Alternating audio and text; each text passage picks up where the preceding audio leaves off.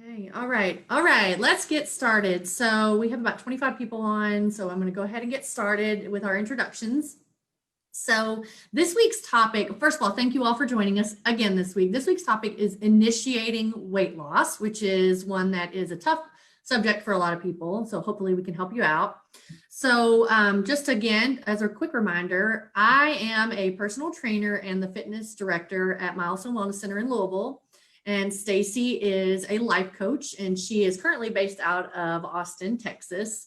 But so we have collaborated on this because her company and Milestone, her company, My Ideal Life, and Milestone are celebrating their 20-year anniversaries this year. So we partnered up to do this 5-week series to hopefully get some information to you guys and get you motivated for a brand new year. So Stacy, can you take just a second to explain what you do as a life coach in case somebody missed it last week? Sure. And I guess the way I always describe what I do as a life coach also sort of explains what you do as a personal trainer. So we kind of knocking out two things at once.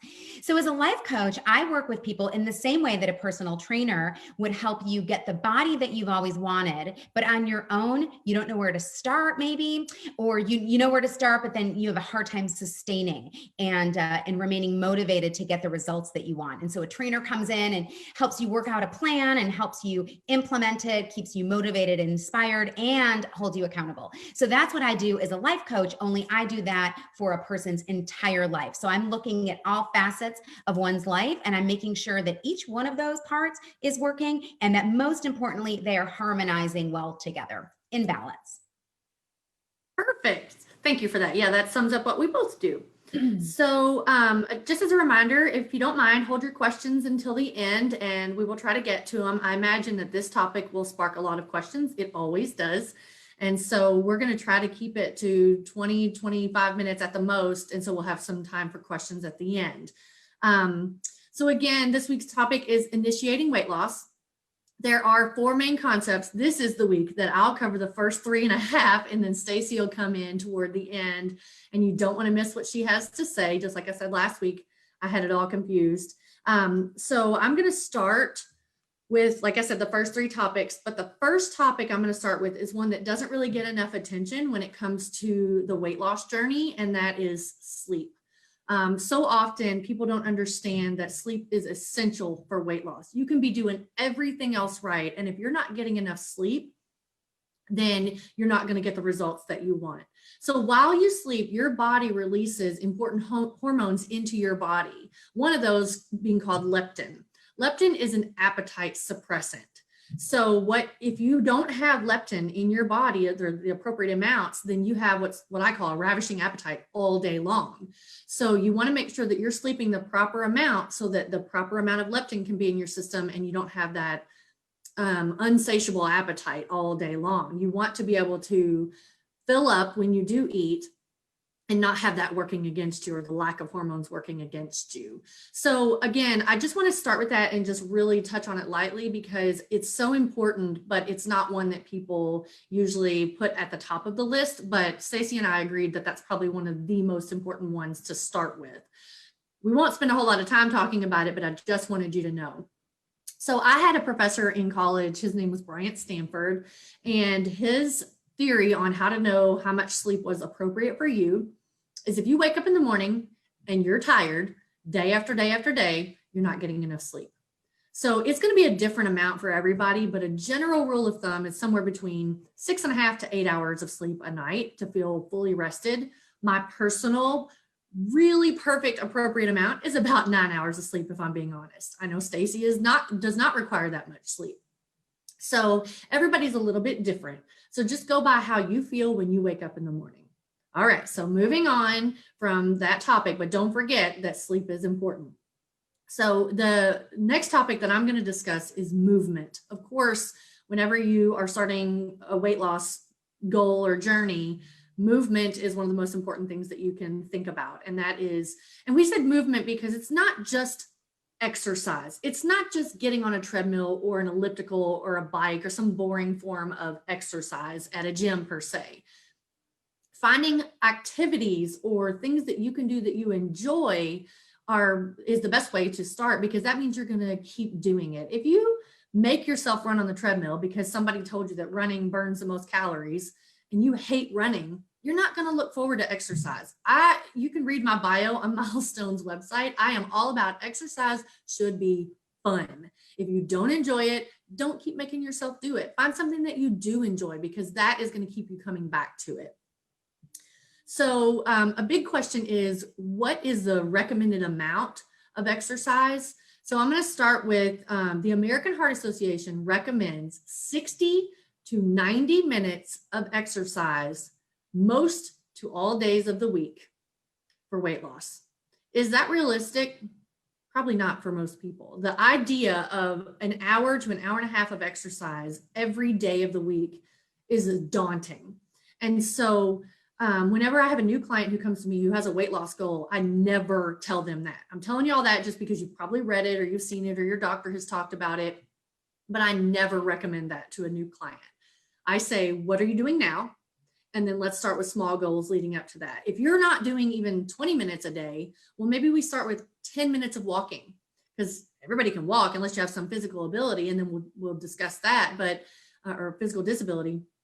But otherwise, start with 10 minutes of walking a day, something small that you can accomplish that feels achievable rather than so daunting that you're like, forget it. I can't even do 10 minutes a day. So I'm not even going to do, no way I'm going to do 60 minutes a day. So starting with something a little bit more achievable is the right way to go. And then what else did I put? I'm checking my notes so I don't miss anything. So just so you understand the importance of movement, a sedentary lifestyle has been proven to be just as detrimental to your health as smoking. So sitting all day while you're at work, and especially those of us who, have worked from home, that can be very difficult. So making sure that you're adding movement into your day is super important. Take the stairs when you have the opportunity.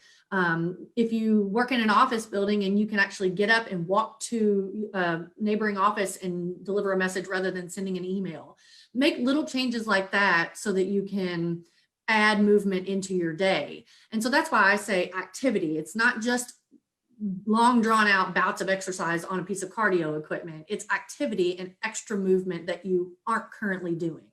That's a big way to look at it. Don't overwhelm yourself with, I have to get all of this exercise and I have to do an hour of cardio. That's not the case at all. So we'll talk more about exercise guidelines and things like that as we move on. But just so that you know, cardiovascular exercise is going to include anything that gets your heart rate up for an extended period of time. And I'm going to use extended period of time as 10 minutes or more. That's going to be my food for thought for you. What can I do for 10 minutes that gets my heart rate up? Does it mean walking around my neighborhood or walking around the office or riding a bike, a stationary bike, or whatever it is that you want to do? So find something that you can do that you enjoy for 10 minutes a day, most days of the week. Start with that. Okay. Now, the next topic, which will be the big one that takes the longest, is nutrition. You cannot out-exercise a bad diet. I'll repeat that. You cannot out-exercise a bad diet. You can work out and do cardio until you're blue in the face. But if you haven't changed your nutrition, you're probably not going to see a major change when it comes to weight loss. So nutrition is probably 80% of the battle. Exercise is 20% of the battle. So have you ever heard of the theory, abs are made in the kitchen? That's because you can, like I said, exercise all you want, but until you change that diet and nutrition, you're not going to see body changes, and you're not going to see weight loss changes and energy level changes and just how you feel overall. Nutrition is key for that. So I'm going to start with what I do, because a lot of times people will ask me, well, what do you do? Because I've maintained my weight for a number of years. So how is that possible? How can I be 40 and still weigh the same that I did when I was 30 or 25? Well, that's because I watch my nutrition and I plan ahead, and things that we've talked about leading up to this week are what go into my nutrition, and Stacy's as well. So when she comes in, she'll talk about what she does. So the key is finding an eating plan that works for you. So I don't follow a diet or a routine or anything like that. I just plan ahead. So I follow what I call the 80-20 rule. 80% of the time I eat well, and 20% of the time I eat whatever I want, because I believe in living your life. I believe that you should enjoy food once in a while. You don't have to deprive yourself of the things that you love. And in fact, when you do that, you end up rebelling against a particular diet or eating style. So you don't want to have to do that. So, like, full disclosure, my husband got his numbers back from his blood work, and his triglycerides are high. So his doctor recommended that he does the Mediterranean diet. So we looked it up, and it's basically plant-based, a lot of, healthy nuts and seeds and things like that. Stacy can attribute to that. But that's a major change for him. So we're not going to just cut out all of the things that he loves immediately. We're just going to build on that a little bit at a time. So it's important that he doesn't learn to hate that diet or eating style. So that's what I do, is the 80-20 rule. And I plan. So on Sunday afternoons or Sunday mornings, sometimes I sit down and I think, what do I want for lunch every day this week? Or what do I want for dinner every day this week? Then I go to the grocery. My husband and I go to the grocery together, and we buy all the things that we're going to need for that week for the meals that we plan to have. That can change. It's not like set in stone. So we say Monday night, we're going to have salads with grilled chicken. That doesn't always happen, but at least we have a plan in place. And a number one kind of rule to follow is, do not wait until you're hungry to figure out what you're going to eat. If you do that, you're always going to end up choosing the wrong things. I can tell you right now, because your body does not crave apples and oranges and mixed nuts. It craves junk food, because that's just instant burst of energy and sugar high. That's what your body craves, because it's asking for energy. But if you plan ahead and you know exactly what you're going to eat, you're going to be better off. So like, I know I'm going to eat a yogurt with granola every day. All this week, I'm going to eat that for a snack. So I buy 5 yogurts, and I'm all about convenience. Look at these little individual packs of granola. I'm all about convenience. And so that's what works for me. But the key, again, is planning ahead and knowing what I'm going to eat ahead of time and not waiting until I'm hungry. So I know that Stacy follows a plant-based diet. So I'm going to let her tell you about that and how that works for her. And then she will finish up with her last topic, which, like I said, you don't want to miss. So take it away, Stacy. Thank you, Lisa. So yes, I eat a plant-based diet. And actually, I was just thinking, how long has it been? It's been 32 years that I've been eating a plant-based diet. So long before the trend. And it's been really interesting to see. I feel like I'm a little bit of a long-term research study on a plant-based diet, because it's been so long. And certainly in the beginning, like many people, as we're changing our diet, I still gravitated toward comfort foods. I just gravitated to the plant-based version of them. But really, it's been, I don't know, a long time, maybe 20 years of that I've been eating a really clean diet, and whole foods, real foods like fruits and vegetables and nuts and seeds, and mostly I cook my own things. I enjoy that. I enjoy the process, just as Lisa described, of that food prep. And I like to know what's going into my body, and I like to assure that the foods I put into my body are going to generate energy and vitality and not make me crash or put me into a food coma like food used to do. And so, like a lot of people, I struggled with weight the first part of my life. I roller coastered and was quite overweight. And then when I finally was turned on to eating a plant-based diet, I just started shedding the weight, and I ended up losing 50 pounds. And like Lisa, she's 40 and she's thinner than she was at 30 and 20. I'm 52 and I'm thinner than I was at 22. And, that's just not easy to say for people as we age, especially women. It's really difficult to lose weight and to keep it off. And so anything that we can do to find a secret formula for losing that weight and keeping it off, it's great. I have a really great story to share. One of my clients, when I first worked with her, first started working with her, her numbers were really high. She needed to lose a lot of weight. She was just put on, I think she was just put on meds for cholesterol and, to prevent heart problems. And I suggested a plant-based diet to her and just said, look, if you're open to it, I am happy to help guide you and launch you into that world. And she did it. And so now 3 months into it, the first 6 months, months, she lost 30 pounds and she's maintained that. And then in the first 3 months, her cholesterol dropped 30 points. And that was the same experience that I had when I adopted a plant-based diet. And for folks that, don't think about where cholesterol comes from, it's manufactured in the liver. So we don't really we have cholesterol, but we don't produce it like we do when we eat it from animal products. So if we're really needing to decrease our cholesterol, one of the best ways to do it is by eating plant foods. And so the kind of results that she got, the kind of results that I got and I maintain are results that don't require much effort.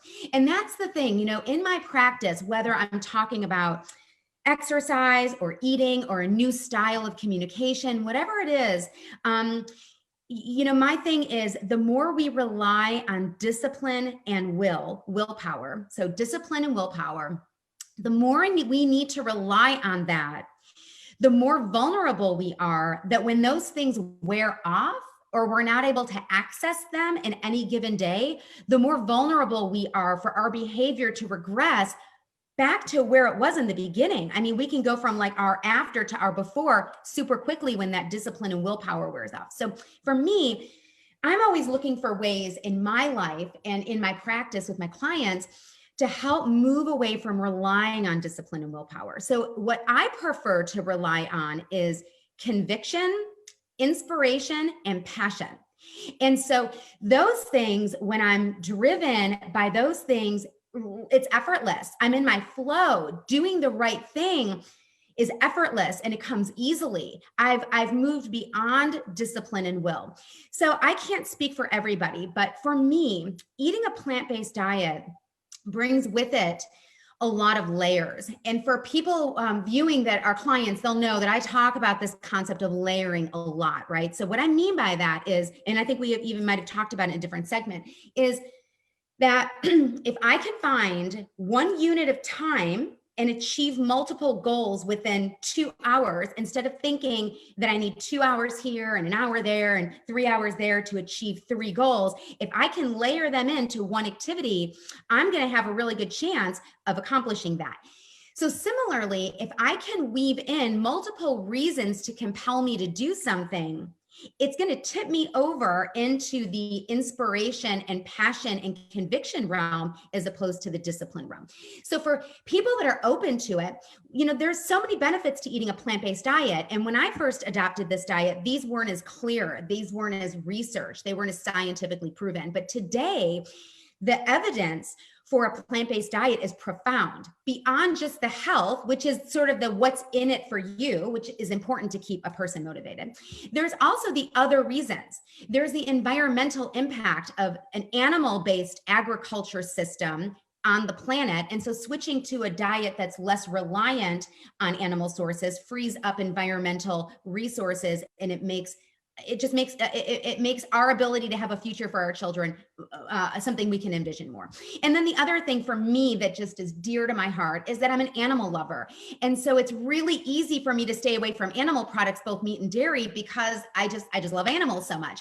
And so these are reasons that help me make these choices. So when I go to a party or when I'm at a menu at a restaurant and there's all these naughty things, it doesn't require as much discipline for me to choose something that I know is going to enter my body, that's going to energize me when it's there. It's going to be filled with fiber because all fiber comes from the plant kingdom. It's going to be loaded with fiber. It's going to be loaded with energy. I'm going to move that through me appropriately. I'm going to sleep well because I'm not going to have all those issues when we eat foods that give us heartburn and other problems. It's a win-win-win. And so I just want to throw that out there. This will not resonate with everybody. There are some people that just cannot envision life without meat. Some people that don't feel the impact is that great, to eat it or not eat it, a plant-based diet. But for those people that are viewing this, that have been sort of toying with it, or they have family and friends that do it, and they're like, I don't know, maybe. I just want to encourage you to do it, because to be 52 and to sustain a weight loss for decades and to have the kind of energy and mental acuity that I have without crashing, I just know that comes from a healthy plant-based diet. And so I should be clear, I also don't eat sugar and other things that make my energy drop. So it's a combination. But to the point that you were making a few minutes ago, Lisa, I used to spend the whole first part of my life, I was managing food cravings. I just felt like I was always jonesing for sugar and something sweet. And, with my diet looking the way it does, I just don't have food cravings. It's not to say that I don't enjoy something sweet, but I don't feel that addictive pull to search for that in my day. So that's something important also to mention, because a lot of people struggle with sugar. And so I just want to share that. That's my big pitch for a plant-based diet. That's great. I told y'all she was disciplined. I was not lying. So, you have somebody like me who most of you would look at as super disciplined. And then you have somebody like Stacy, who I would even look at as more disciplined than I am, because I don't have the same issue with weight. I never had a weight issue. So I never had the same reasons to cut things out of my diet. So you can see how each person needs to pick their own reason. And like you said, passion, that's really huge. Picking what you're passionate about and what matters to you. I am an animal lover to the core. I went to New York City and fell in love with the rats in the subway. That's not a lie. You can ask my friends and my husband.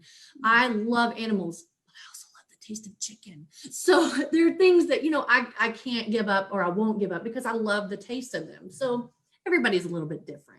Yeah. And I think also, So I just Stacey, want to mention real quickly, Lisa, just to throw that in, that like I've seen people that have integrated more plant foods in their diet. I don't think this is an all or nothing thing. For me, it is. For me, that's it right. is. And it works well for me. But I have a lot of clients who aren't interested in going entirely plant-based, but they're interested in being very plant-centered. And so that makes a difference. I would just look at it like every time you eat, you're voting. You're voting for something that's going to elevate you. You're voting for something that's going to deplete you. And so every time you vote and you win, you've won one. And this isn't about perfection, as we pointed out in our first week. This is about being mindful of making choices that honor how you best feel and how you best live. Right. So I will comment on that, and then I want to get to questions because we do have some. Whenever I go to a restaurant, if they have a vegan or vegetarian option, I almost always get it. And the reason why is because I don't cook that way at home. So when I have the opportunity to get it from a restaurant that does cook that way and has perfected it, the flavors in plant-based foods or vegan foods are undeniable, because there's no meat and there's no fat in them. So they have to add flavor, and they're delicious. So you might try that too. Okay, so one question is, what resources do you recommend for starting a plant-based diet? And then we had someone say forks over knives. Is that something that you know of, Stacy? Yeah. Or I was just going to mention forks over knives. There's a couple of really good resources. I think that's a really good one. There is so much information out there today. I mean, Whole Foods has ways to support people. There are certain people sort of in the field that are really good resources. My favorite is Michael Greger, and that's Greger, and he's with nutritionfacts.org. What I like about him is that he's a physician. He's a science-based physician. And the entire purpose of nutritionfacts.org is he's collecting scientific articles about health that are based in double-blind studies, and so he's sort of putting all the speculation to the test by pouring through the research and then making that available. So I think that's one of the most reliable sources for people who are looking to get into a plant-based diet. And then there are other people that are in the field that are advocates of a plant-based diet that you can look to. I mean, there's lots of lay people with blogs and recipes and all that stuff. I mean, all you need to do is type into Google plant-based and vegan, and you'll find a million things. But Dr. Greger is one. I love Physicians Committee for Responsible Medicine. They do really good science-based work. Forks Over Knives is based on the work of Colin Campbell. He's out of Cornell. And so if you Google that, and you'll find him, and he's a really reliable source. And then also Caldwell Esselstyn out of the Cleveland Clinic, also a really good resource for getting started. Any other questions? I know you might have questions that aren't about a plant-based diet. Make sure you type those in. While we're waiting for those, Stacy, I'd like to wrap up with our calls to action for the week, because we always like to have those. So I'll start with mine. So calls to action on things that I talked about. So the first topic was sleep. So something that you can do to make sure that you're getting enough sleep is use what's called a sleep tracker. If you have an Apple phone, you have a sleep tracker on there. They have this whole thing about the sleep, and you put in what time you want to go to bed, and it sends you a reminder. It's like, I think it's a snore noise or something like that. It's like time to go to bed, or like a lullaby noise, things like that, just as reminders of lay down, turn your phone off, you know, tracking device on how much sleep you're getting, and so that you can be more conscientious of that. And then also you can log your food. You can use some source like a MyFitnessPal or things like that on your phone, or you can just write it down. It's proven that writing down your food makes you more conscientious of what you're putting in your mouth, because you don't want to write down, I had a Snickers bar today, because you don't want to admit that even to yourself. And so just kind of logging your food in general. Don't worry about how many calories you're eating and stuff like that in the beginning. Just pay attention to the quality of the food that you're eating. Start with that. And then what else? Plan ahead, obviously. Come up with some sort of plan where you sit down and you plan out your week, or your couple of days even, or one day. Start with one day at a time. That will work for some people. And then last but not least, make sure you're moving more. Make a conscious effort to move more. Okay, there's a question real fast, Stacey, before you do yours. When exercising, you mentioned increasing your heart rate. Is there a guide on how much it should be increased from your resting heart rate? So yes, there is a method that you can use. You take 220, subtract your age from that, and then multiply that number by 60% and 80%, and then that's your range. That's too complicated. So yes, there is a method, but what I generally tell my clients is when you're exercising, you want to feel slightly out of breath, so that if you're trying to have a conversation, you feel a little bit taxed and it's hard to carry on a full conversation, but not so much that you're heaving and you have to bend over. So somewhere that's a little slightly past comfortable is where you want to be with elevated heart rate for exercise. That's the best rule of thumb, I think, for me. It just is an easier concept than trying to take your heart rate. Now, if you have a heart condition and you've done cardiac rehab, that's a very different subject, but we're talking about general fitness for weight loss. Okay, so Stacey, what are some calls to action for you this week? Okay, so what I want to do is connect this week to our previous weeks. And so we talked a lot last time, and when we were talking about creating your support system, that in order to live your best life, it's really important to be connected on a regular basis to what your needs are and how you're feeling, because those things are barometers for us to take action or make requests of ourselves or others in order to fulfill what we need in order to live our best life. So what I want to do is along the lines of what Lisa talked about.